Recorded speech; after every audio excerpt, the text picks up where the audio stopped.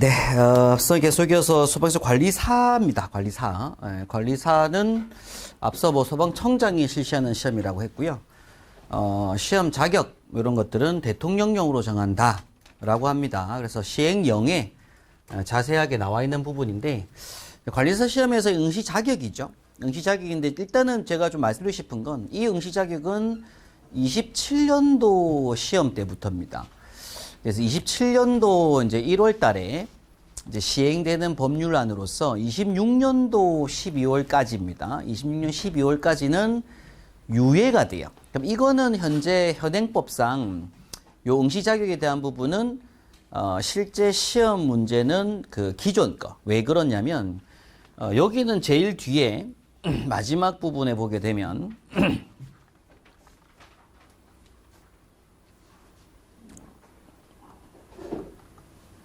네, 규제 재검토 보칙 부분이죠. 네, 여기 마지막에 규제 재검토라고 해가지고 그 소방청장은 뭐 다음에 해당 기준 3년마다 이건 아니고 밑에 과태료부과 기준 넘어가고요. 어디지? 시행 규칙에 있나? 잠시만요. 시행 규칙에 여기 제일 마지막 자리에 보게 되면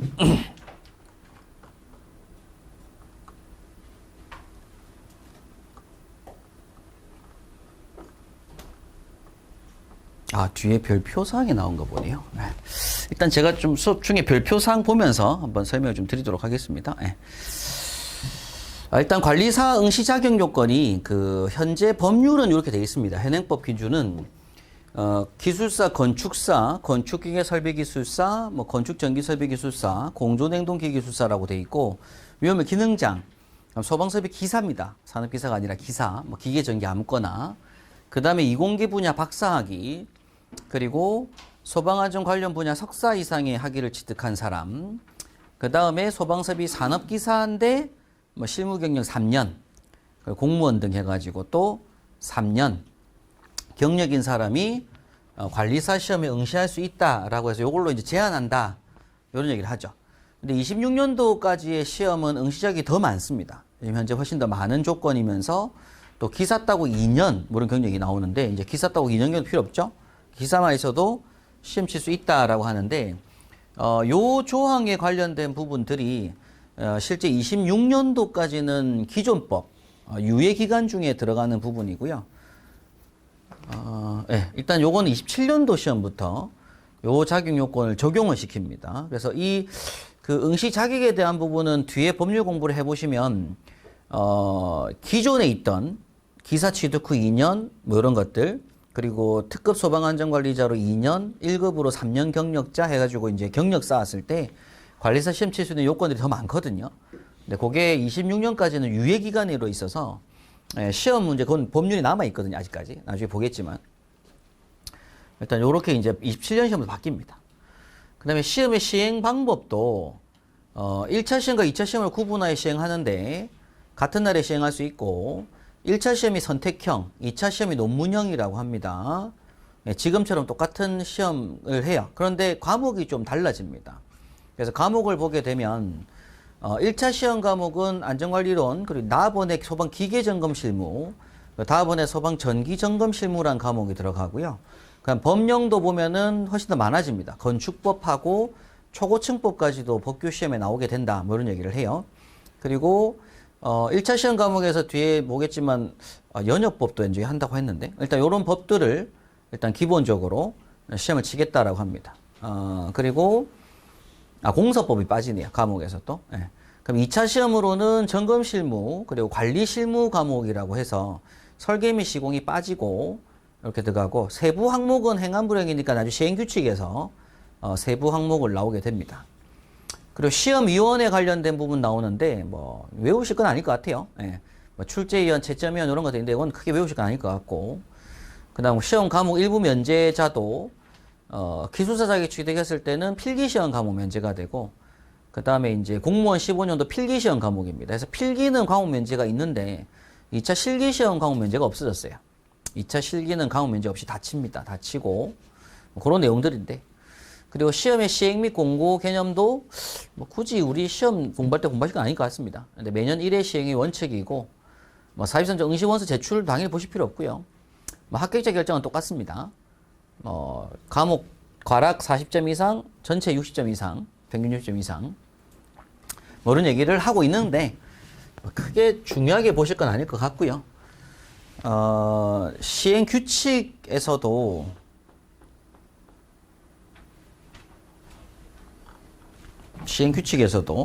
우리 관리사에 대한 부분인데 관리사증 발급이라든가 뭐 재발급 신청 얘기 넘어가셔도 되고요. 세부 항목은 별표 6과 같다라고 해가지고 여기 이제 시행 규칙에 보게 되면 별표 6번에 한글 별로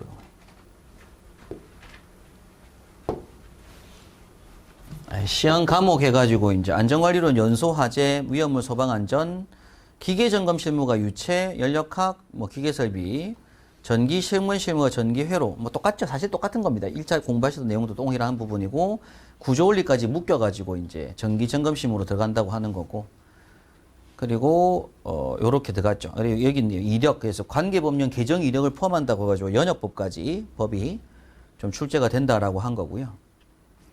2차 시험 과목으로는 점검 실무하고 관리 실무로 서류 작성하는 부분까지 출제를 하겠다라고 해서 일단 저희도 이제 뭐 나중에 입시년 시험 대비해 가지고서는 어떤 자료 정리를 할 필요가 있는데 26년도 시험까지는 동일한 시스템으로 일단 시험을 진행을 하고 있습니다. 할 거고요. 네. 참고로 보시면 될 것 같고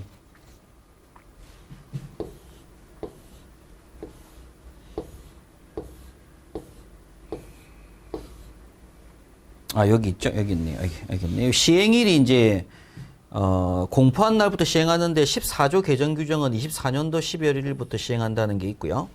여기 14조 쪽만 그렇다 이거.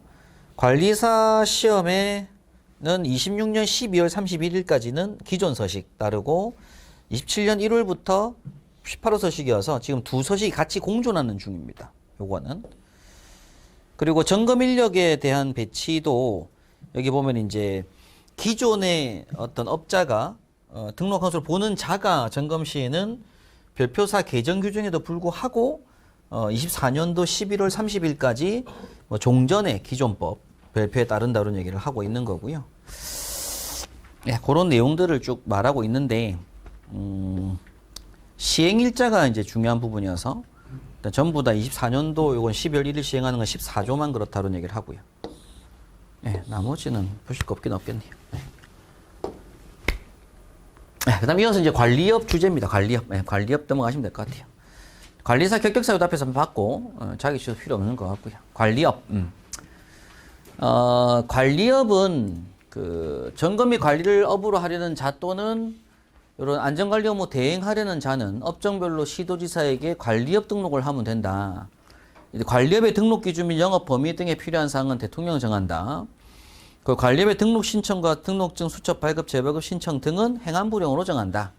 그래서 어떤 등록 기준 및 영업 범위는 대통령령, 어떤 수첩 발급 재발급 신청 이런 부분들은 행안부령 뭐 이런 얘기를 하고 있습니다. 근데 이런 건 공사법에서 워낙 중요하게 많이 봤던 부분이고, 그다음 업자 등록 결격 사유로는 똑같습니다. 뭐 피성년 후견인, 또 뭐 소방 관련 법규에서 2년이 지나지 아니한 사람, 집행유예 기간 중에 있는 사람, 뭐 취소되고 2년이 지나지 아니한 자, 뭐 똑같은 내용들이고요.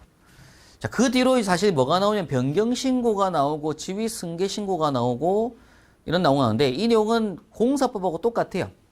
그래서 우리가 중요사항이라고 해서 공사법 공부할 때 보면 업 등록 시 변경되는 중요사항이 생겼을 때는 변경일로부터 30일 이내에 신고를 하도록 돼 있는데 이제 그 내용이 대표자, 명칭, 상호, 소재지, 기술 인력입니다. 요게 이제 바뀔 때 변경 신고하라고 하는 것이고 지위승계도 마찬가지로 지위승계일로부터 30일 이내에 지위승계를 해라.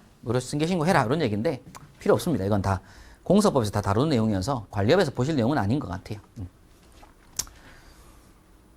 그 다음에 이제 점검능력 평가를 받아야 됩니다. 공사업체는 시공능력 평가를 받고요. 점검업체는 점검능력 평가를 받도록 돼 있는데 소방청장이 이런 점검능력 평가를 해요. 앞서 우리 소방청장이 방염능력 평가도 했고 시공능력 평가도 하는데 점검능력 평가를 하도록 하고 있고요. 그리고 평가 방법 이런 것들은 행안부령으로 정한다라고 하고 뭐 크게 의미는 없는 내용들이긴 합니다. 관리업 쪽은. 등록 취소와 영업정지인데 이건 시도지사가 처음에 등록을 해주거든요. 그럼 시도지사는 뭐 취소시키거나 뭐 정지할 수 있다. 뭐 이런 얘기를 하고 있습니다. 이것도 공서법 따라가시면 돼요. 뭐 똑같은 내용이고. 과징금이라고 하는 것도 우리 공서법 공부할 때 보면은 최대 2억 원으로 공부를 했었는데 하루당 금액이 있어가지고 뭐 3개월 영업정지면 90일에 해당하는 돈을 내면 영업정지 풀어주는 거죠. 근데 과징금이 관리업은 최대가 3천만 원입니다. 금액이 좀 다르죠. 그래서 공서법하고 나중에 위험물법에서는 과징금이 2억으로 시험에 나오는데 관리업은 최대가 3천만 원입니다. 과징금이. 그 차이만 있고요. 나머지는 보실 거 없어요. 이렇게 넘어가시면 될 것 같습니다. 그래서 관리업 관련된 부분은 그렇게 크게 중요하게 보실 건 없을 것 같고 뭐 시행규칙에서도 관리업 등록 신청할 때 필요한 서류들 막 얘기 나옵니다. 근데 이런 부분들은 공서법과 동일한 내용이어서 뭐 크게 보실 만한 사항은 없고요. 뭐 시험 낼 만한 것도 없고 그렇습니다. 이건 넘어가셔야 될 것 같아요. 시행규칙은 이제 거의 끝나는 부분이고. 그럼 법규에 보게 되면 이제 이 소방시설법에서 또 하나의 축으로 자리하고 있는 게 뭐냐면은 소방용품입니다. 소방용품. 그래서 앞서 우리가 별표에서 소방용품의 종류를 봤었었죠. 그 소방용품들은 결국 형식 승인 대상이라고 봤었는데 대통령령으로 정하는 소방용품이라고 하는 것들을 제조하거나 수입하려는 자는 소방청장의 형식 승인을 받아야 한다. 그래야지 제조 수입할 수 있다. 다만 연구개발 목적으로 제조하거나 수입하는 용품은 그러하지 아니하다. 그리고 1항에 따른 형식 승인을 받으려는 자는 행안부령 정하는 기준에 따라 형식 승인을 위한 시험 시설을 갖추고 소방청장의 심사를 받아야 한다. 산업기술원이 와서 합니다.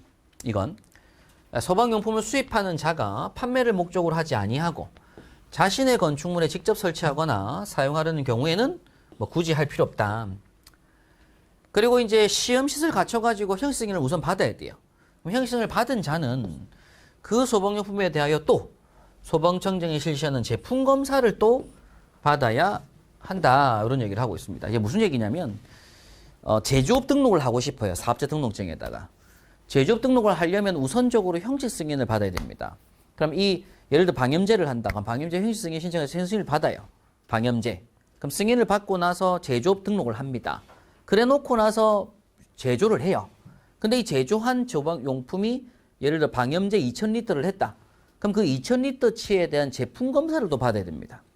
제품 검사. 사전 제품 검사라고 해서 판매 제품을 신청을 해요. 그러면 1리터당 돈 얼마 해가지고 검사 비용을 돈을 받거든요. 근데 그걸 2000에 다 검사를 하지 않고 샘플링으로 생산된 제품 중에서 샘플링 검사를 합니다. 그래서 통과를 되면 판매도 된다. 이런 거죠. 그만큼을. 제품 검사를 또 받아요. 그 다음에 이때 형식 승인을 하는 방법이라든지 절차, 제품 검사의 어떤 방법, 이런 것들은 행안부령으로 정한다. 시행규칙에서 정하겠다. 이런 얘기를 하고 있고, 또 소방용품의 형상, 구조, 재질, 성분, 성능 등의 이런 형식 승인 및 제품 검사 기술 기준 등은 고시한다. 그래서 우리가 화재안전 기술 기준처럼 그 소화기의 형식 승인 및 제품 검사 기술 기준도 있고요. 뭐 방염제의 형식 승인 및 제품 검사 기술 기준이 있습니다. 그런 문서에 맞게끔 만들어야 된다. 그런 얘기고. 누구든지 다음과 그 어느 하나에 해당하는 소방용품을 판매하거나 판매 목적으로 진열하거나 공사에 사용할 수 없다. 형식승을 받지 아니한 거, 임의로 변경한 거, 제품 검사 받지 아니한 거, 합격 표시하지 아니한 거, 뭐 이런 거 판매할 수 없다. 뭐 이런 얘기고요. 그리고 청장, 본부장, 서장은 6항을 위반한 소방용품에 대해서는 제조자, 수입자, 판매자 또는 시공자에게 수거, 폐기 또는 교체 등 조치를 명할 수가 있고, 그리고 청장은 뭐 뒤에 내용은 크게 보실 건 아닐 것 같네요. 밑에 있는 요것도 군수품 이런 것들은 굳이 할 필요 없다 그런 얘기인데 뭐 넘어가면 될 것 같습니다. 네. 그 다음에 형식 승인을 변경 신청할 수 있다. 처음에 받았던 승인을 바꿀 수 있다. 근데 그거는 이제 소방청장에 또 변경 승인을 받아야 된다라는 게 중요하고요. 뭐 변경 승인 대상 구분 방법 절차는 행안부령으로 정한다. 그런 얘기를 하고 있죠.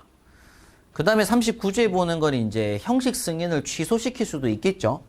소방청장은 뭐 소방용품 혜택을 받았거나 제품 검사 받은 자가 다음과 그 어느 하나에 해당할 때에는 취소시키거나 6개월 이내를 정하여 제품 검사 중지. 제품 검사 중지가 사실은 판매 중지입니다. 판매 중지를 명할 수 있다라는 건데, 뭐 그게 이제 1, 2, 3, 4, 5번에 해당할 때는 그럴 수 있고, 근데 또 외우실 만한 내용은 아닌 것 같아요. 예. 그리고 취소되면은 2년 동안은 다시 형식 승인 받을 수 없다. 뭐 같은 얘기죠. 그런 내용들을 우리가 형식 승인이라고 합니다. 이 단어를 들어보실 필요는 있고, 이 형식 승인은 누가 한다고요? 소방청장이 한다고요. 그리고 이 형식 승인 대상 소방용품은 앞에서 공부했던 그 별표 3의 소방용품과 같습니다. 처음에 우리 소화설비를 구성하는 소방용품, 경보설비를 구성하는 소방용품들을 봤었는데, 그게 형식 승인 대상이에요. 근데 다만 여기 상업용 주방자동 소화장치만 현재 제외고요. 나머지 소방용품들은 전부 다 형식 승인 대상과 똑같습니다. 그 다음에 이제 뭐 시행규칙은 볼 필요 없는 거 없고요. 그 다음에 이제 성능인증이라는 단어가 나옵니다. 40조 법률에 보면 제 40조. 그래서 여러분께서 좀 아셔야 될 단어가 있어요. 소방용품을 들어보셨어야 되고요. 종류를 아셔야 되고, 그 소방용품들은 의무적으로 형식 승인을 받아야 됩니다. 형식 승인을 받고 나서야 제품을 생산할 수가 있고, 판매하기 전에는 사전 제품 검사를 받아야 돼요. 그리고 또 2년마다 3년마다 한 번씩 사후 제품 검사를 또 받아야 됩니다. 이러한 일단 제품 검사라고 하는 게 있다. 그걸 받아서 판매한다라는 거죠. 그런데 이제 형식 승인 말고 성능인증이라는 게 또 있습니다. 성능인증. 성능인증은 이제 앞서 봤던 소방용품이 아닌 것들이에요. 그래서 어떤 게 있냐면은 비상문 자동 개폐 장치, 방화문 자동 폐쇄 장치, 뭐 그 자동차 조절 댐퍼 뭐 이런 것들인데, 그런 어떤 장치 28가지인가 나오거든요. 장비들이. 근데 그 장비들이 굳이 형식 승인은 안 받아도 돼요. 그냥 생산하면 됩니다. 제조업체가. 근데 그 생산한 걸 소방청에다가 성능인증 신청을 하면 돼요. 그러니까 하면은 소방산업기술에서 돈을 받고 성능인증을 합니다. 그럼 인증을 했다라고 인증서를 내주면 이제 제조업체는 그 제품에 대한 인증서를 들고 있는 거죠. 그럼 법에서 뭐라고 되어 있냐면 성능인증 받은 제품을 써라고 하는 거예요. 그러면 이제 건설사들은 그 성능인증 받은 제품을 사려고 구매하러 오겠죠. 그러니까 이 제품 제조사들은 어떻게든 성능인증을 받으려고 할 거라 이겁니다. 그래서 형식 승인하는 게 있고 성능인증하는 것들이 있다. 그렇다 보시면 돼요. 형식 승인 물품들이 있고 성능인증 물품 대상들이 있습니다. 그럼 얘네들을 관공서라든가 어떤 다른 법령에서 다 뭐라고 되어 있다고요? 성능인증 받은 거 써라고 해놨다고요. 그런 규정들에서. 그럼 이제 성능인증 신청할 거라 이거죠. 그 다음에 또 공부하실 단어가 우수품질인증이 있어요. 우수품질인증. 우수품질인증은 형식 승인 대상 제품들에 한해서 우리 관창, 호스 이런 것들, 이런 것들이 형식 승인 받았는데 그걸 다시 한번 또 우수품질인증 신청을 또 할 수 있어요. 그래서 우수품질인증 받은 제품이 또 있겠죠. 그럼 이런 것들을 보통 관공서에서 또 우선적으로 구매를 합니다. 일단 그런 것들을 많이 만들어 놨어요. 법에서. 네. 그런 내용들을 말하고 있는 거고요. 성능인증이라는 단어도 있더라. 소방청장은 요거는 반드시 요청이 있는 경우에 한다 이거죠. 근데 형식 승인은 판매하고 싶은 사람 무조건 했어야 되는 거고, 의무적으로. 근데 이것도 그냥 넘어갑니다. 뭐 성능인증 받은 자도 제품 검사를 또 받아줘야 된다는 얘기인데 뭐 넘어가도 될 것 같아요. 성능인증도 변경, 취소 기준이 있다라는 거고, 또 43조에 보니까 이제 무슨 용어가 나오고요. 우수품질 제품에 대한 인증도 있는데 이것도 역시 누가 한다? 소방청장이 하겠다 이런 얘기입니다. 뭐 넘어갑니다. 우수품질 인증도 소방청장이 한다. 이런 얘기고, 우수품질을 받으면은 뭐 국가에서 어느 정도 지원한다. 중앙행정기관, 지방자치단체가 이런 제품들을 쓰도록 권장하고 있다. 뭐 이런 얘기들이고. 소방용품 제품검사 후 수집검사라고 해서 또 이제 수시로 어떤 판매되고 있는 제품들에 대해서 수집해가지고 어떤 샘플링 검사를 할 수도 있다. 뭐 이런 얘기입니다. 뭐 그런 내용들로 구성이 되고요. 그다음에 이제 보칙에서 46조는 제품검사 전문기관 지정인데 이거는 산업기술원이 보통 주로 하고 있고요. 근데 우리나라 법이 그렇습니다. 뭐 이렇게 독점하게 되면 무조건 어떤 반대가 생기기 때문에 산업기술원이 주로 하긴 하지만 만약 제품검사를 할 수 있는 어떤 지정할 수 있는 규모가 되는 기관이 신청하면은 너가 제품검사도 하게 해줄게 라고 법률로는 구성하고 있어요. 전문기관이 있다는 얘기입니다. 제품검사 할 수 있는. 전산 시스템 구축 운영 보실 필요 없고, 청문이라는 단어가 법률에 나오는데, 요거는 이제 그 어떤 취소나 정지를 할 때, 관리사 자격 취소 정지는 청장이 하겠죠? 관리업 등록 취소 정지는 시도지사가 합니다. 왜냐면 관리업 등록은 시도지사가 하도록 되어 있거든요. 소방용품 형성의 취소는 당연히 청장이 하는 것이고, 성능인증, 우수품질, 전문기관 전부 다 누가 한다? 소방청장이 취소 전에 청문회를 실시합니다. 청문. 그 다음 권한 또는 위 업무의 위탁 이런 것들은 뭐 크게 보실 건 아닐 것 같고요. 업무 위탁 보실 필요 없을 것 같고 다 이제 청장이 직접 할 수는 없으니까 뭐 산업기술원이나 안전원이나 각 시도에 넘긴다 이런 얘기들인데 넘어가셔도 될 것 같고요. 51조도 보셔도 되고 뭐 52조 감독도 굳이 보실 필요는 없을 것 같습니다. 수수료 당연히 뭐 크게 보실 필요 없고요. 54조는 조치명령 기간 연장시킬 수 있다는 얘기인데 넘어가셔도 될 것 같고 55조도 뭐 포상금 지급 뭐 보실 필요 없을 것 같아요. 그래서 시설법 제일 마지막입니다. 이게 이제 벌칙이 제일 중요한 거죠. 아무래도 시험은 제일 중요한 건 벌칙. 12조 사망 본문을 위반하여 소방시설에 폐쇄, 차단 등의 행위를 한 자는 5년 이하의 징역 또는 5천만 원 벌금. 이게 제일 큽니다. 제일 큰 거고. 근데 이 2번이 중요해요. 위 1항의 죄를 범하여 사람을 상해에 이르게 했을 때에는 7년 이하 징역 또는 7천만 원 벌금이고요. 사망에 이르게 한 때에는 10년 이하 징역 또는 1억 이하의 벌금에 처한다라고 합니다. 근데 이게 지금 가장 불합리한 게 제가 앞서 말씀드렸지만 소방안전관리자한테 때려져요. 그러니까 평상시에 이 수신기를 꺼놓고 있다든지 펌프를 잠금 상태, 전원 투입 안 되는 상태로 유지하고 있다가 불이 난 거죠. 그럼 불이 나가지고 사람이 다친 거예요. 상해. 그러면은 7년에 7천만 원. 사람이 사망하면 10년에 1억인 거고요. 사람이 안 다친 거예요. 아무런 인명피해는 없어요. 근데 재산피해가 생길 수 있잖아요. 그럼 화재조사를 해서 왔을 때 이렇다. 5년에 5천 날 수 있다고요. 근데 불이 안 난 상태로 예를 들어서 왔어요. 불이 안 났어요. 불이 안 났는데 소방관이 조사하러 나온 거예요. 특별조사를. 급하게 나온 거예요. 화조사를. 우리 하재안전조사. 나간 거죠. 수신이 꺼져 있었던 거예요. 그럼 이렇다고 5년에 5천까지는 나지는 않습니다. 요거는. 이제 과태료가 있는 거, 과태료. 그럼 과태료 자리에서 이제 500과태료 뭐 이게 과태료 나오는데 그 과태료는 나중에 한번 구분하도록 하고 일단은 이건 불이 났을 때 개념이긴 합니다. 실제로. 어떤 조치를 할 때 이제 입건 조치했을 때 5년에 5천의 개념과 7년에 7천과 10년에 1억까지 될 수 있는 조항이다. 이런 얘기를 하는 거죠. 그 다음에 이제 3년에 3천짜리인데 3년 3천짜리 해당하는 게 이제 아까 봤던 명령. 그 소방서에서 하는 조치 명령을 위반한 거. 명령을 듣지 않는 거는 무조건 3년 3천이고요. 그 다음에 이제 미등록, 관리업체가 미등록 영업한 거. 그 다음에 제조업체가 형식 승인 받지 않고 제조한 거. 그리고 또 제조업체가 제품검사 받지 않고 제품검사 받은 거. 뭐 이런 것들인데, 거짓 부정한 방법, 이런 거. 그리고 소방용품을 판매, 진열하거나 공사에 사용한 것도 3년에 3천입니다. 이것도 좀 크죠? 그리고 거짓 부정한 방법으로 성능 인증 또는 제품 검사 받은 자, 뭐 이런 얘기를 하는데, 결론적으로는 그래요. 3년에 3천만 원은 공서법에서 미등록 영업한 업자들이거든요. 근데 관리업도 똑같다 이거예요. 미등록하고 영업하면 3년에 3천이다 이런 얘기를 하고, 또 제조업체도, 수입업체도 형식승인 받지 않고 제품을 생산하거나 하면 3년에 3천이다. 그런 얘기예요. 같은 주제로 3년에 3천이 나오게 되는 거고, 그 다음 3년에 3천이 뭐라고요? 명령 위반자. 뭐 이런 식으로 3년에 3천을 기억하실 필요가 있습니다. 그런 개념이고. 다음 이어서 58조 벌칙에 공부하는 게 1년에 1,000만 원짜리인데, 1년 1,000만 원짜리 대표적인 게 점검, 미점검한 거.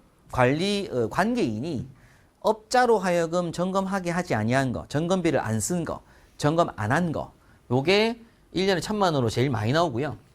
그 다음이 관리사입니다. 관리사가 빌려준 거, 이중 취업한 거, 요 관리사, 요게 1년에 1,000만 원이고요. 업자도, 관리업자도 등록증 수첩을 다른 자에게 빌려주거나 이를 알선한 거 1년에 1,000만 원입니다. 자격 정지 중에 관리사 업무를 한 것도 1년에 1,000만 원이고 영업 정지 처분 중에 영업을 한 업자도 1년에 1,000만 원이죠. 같은 개념입니다. 그리고 합격하지 아니한 제품에 합격 표시를 하거나 위조, 변조하여 사용한 자도 1년에 1,000만 원으로 보고 있고 앞서 우리가 형식 승인을 받지 아니한 건 3년에 3천, 변경 승인을 받지 아니한 건 1년에 1,000 이런 식인 거죠. 그 외에 사실 너무 많습니다. 너무 많고 1년에 1,000까지 너무 많아요. 너무 많은데 일단 기본적으로는 제일 중요한 건 미점검한 거 1년에 1,000만 원짜리 이게 제일 중요합니다. 그냥 관리사 빌려준 거하고 이중첩한 거 1년에 1,000만 원. 그러면서 자기 주소 내는 거고요. 자, 이 300벌금에 해당하는 부분들이 나오는데 요거는 그 업무 수행 비밀 누설자는 사실상 이게 시설업법에서는 크게 공부할 게 없어요. 중요한 게 아니고 방염 성능 검사 합격하지 아니한 물품에 합격 표시를 하거나 위조한 거는 300벌금, 거짓 시료 제출한 거 300벌금, 중대 위반상 요거죠. 중대 위반상을 알리지 아니한 관리업자 등 해가지고 300벌금이 있습니다. 요거 좀 중요해요. 예, 관리업자. 그리고 이런 필요한 조치를 하지 아니한 관계인한테도 마찬가지로 300벌금 준다는 거. 예. 그거 좀 중요한 내용이고요. 그 다음에 200벌금, 100벌금 개념은 없고 300과태료, 300과태료. 자, 300만 원 과태료라고 해서 너무 많습니다. 너무 많아가지고 막 외울 건 아닌데 300만 원 과태료에 보면은 요런 거 소방시설을 설치 관리하지 아니한 자, 피난시설 방화구역 방화시 폐쇄 훼손 변경 등의 행위를 한 자, 요런 사람들. 그래서 실제 현장 조사를 나갔을 때 그냥 불 안 난 평상시에 조사를 나가면은 보통 그 소방서에서 그렇다고 바로 뭘 하진 않는다고요. 뭐 벌금해가 벌칙하는 건 징역은 빨간 줄 거 있는 거잖아요. 기록 자체가. 그러니까 평상시 조사 나갔을 때는 요걸로 요 과태료로 보통 300과태료 바로 직결은 아니지만 뭐 신청해가지고 과태료 처분하는 것이고 화재 조사를 해서 불이 났잖아요. 불이 나 재산 피해가 발생하고 막 뉴스에 떠들고 한 것들은 무조건 조사를 해야 되거든요. 그럼 이때 이제 그 소방안전관리자나 관계인들이 이제 아까 5년에 5천 뭐 이렇게 할 수 있다 이겁니다. 예. 그런 부분들이 있기 때문에 이제 평상시에 불이 날 수는 있잖아요. 근데 불이 났을 때 뭐가 되면 안 된다는 얘기죠? 그 폐쇄, 잠금, 차단 등 행위가 돼 있으면 안 된다 이겁니다. 수신기가 꺼져 있거나 그죠? 펌프가 고장 상태로 있거나 이런 상태로 유지가 된 상태로 불이 나버리면 거기에 5년에 5천까지도 갈 수 있다 이런 얘기입니다. 상해하면 다치면 7년 7천 이렇게 나올 수 있다 이거죠. 그리고 이제 지금 보시는 이 300과태료도 너무 많아요. 과태료 너무 많아가지고 기본적으로 이제 그냥 200, 100 이런 건 없고 전부 300과태료로 돼 있는데 뭐 과태료 소항이 엄청 많다 이렇게 보시면 됩니다. 그걸 다 외울 수 있는 사항은 아니고요. 그리고 여기서도 뭐 시행령 부분에서도 이제 볼 건 없을 것 같아요. 조치기간 이런 건 뭐 크게 보실 거 없을 것 같고 넘어갔죠. 시행규칙도 다 끝났습니다. 수수료에서 끝나버리니까. 그래서 우리 그 법률에 보면은 요 시행령에 이 별표에 보게 되면 제일 마지막에 과태료 부과 기준 또 나오거든요. 요거 안 봤죠? 과태료 부과 기준이라고 해서 이제 아까 300과태료에 해당하는 부분들인데 뭐 1년 이내에 2회 이상 뭐 관리하지 않은 경우 100과태료 여기 있죠. 고장 상태. 그래서 요거 이제 요걸 봐야 돼. 요걸 이제 평상시에 제가 조사 나가면은 아까 300만 원 이하 과태료에 목록이 다 있었잖아요. 근데 거기 보면 이제 소화 펌프를 고장 상태로 방치한 경우 뭐 수신기 이런 상태가 되거나 이때는 200과태료 돼 있습니다. 200과태료 한 번에. 그리고 밑에 아예 설치되지 않은 상태인 경우는 300과태료. 그래서 과태료로 평상시 부과를 하고요. 불이 났을 때에는 요게 불 났을 때는 요 상태가 유지가 되어 있는 상태에서 불이 났다. 그때는 이제 5년에 5천, 7년에 7천, 10년 1억이 될 수 있다 이겁니다. 그 다음에 이제 임시 소방 설치하지 않은 곳 300과태료, 요것도 100, 200, 300, 뭐 나머지 200, 뭐 300, 이로 나오죠. 점검 능력 평가를 안 받은 업체도 300과태료고요. 관계인에게 점검 결과를 제출하지 않은 경우 300과태료, 배치 기준 준수사항을 위반한 경우도 300가태료 뭐 이런 얘기를 하고 있습니다. 근데 이것도 막 다 외우기에는 양이 너무 많은 것 같고요. 이런 그런 그 1차, 2차, 3차 거치는 이런 별표들이 있더라 이런 얘기죠. 예. 그래서 제가 일단 그 시설법에서 이제 공부하실 중요한 주제들이 있고요. 그 주제들 위주로 제가 일단은 뭐 그 소방시설법 요점 정리 자료라고 해서 한번 또 복습하는 겸해서 한번 보시게 될 건데, 중요한 건 그런 주제들입니다. 뭐 관리사 쪽에서 나올 만한 것들, 관리업에서 나올 만한 것들, 벌칙에서 나올 만한 것들, 점검에서 나올 만한 것들, 이런 방염에 관련된 부분에서 나올 만한 것들, 소방시설법의 내용에서 어떤 주제들이 있는 거죠.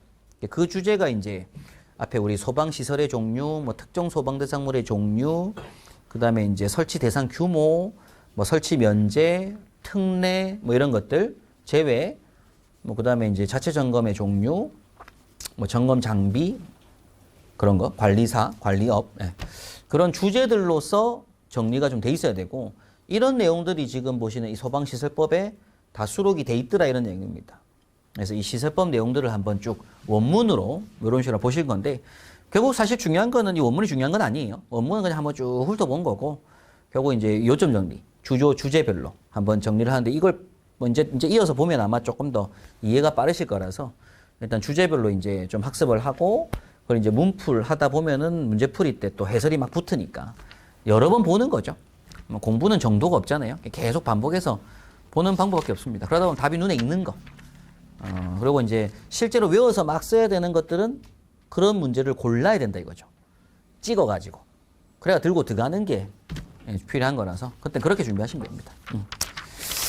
자, 이렇게 소방시설법에 대한 부분은 이렇게 해서 전체적으로 마무리 짓도록 좀 하겠습니다. 예.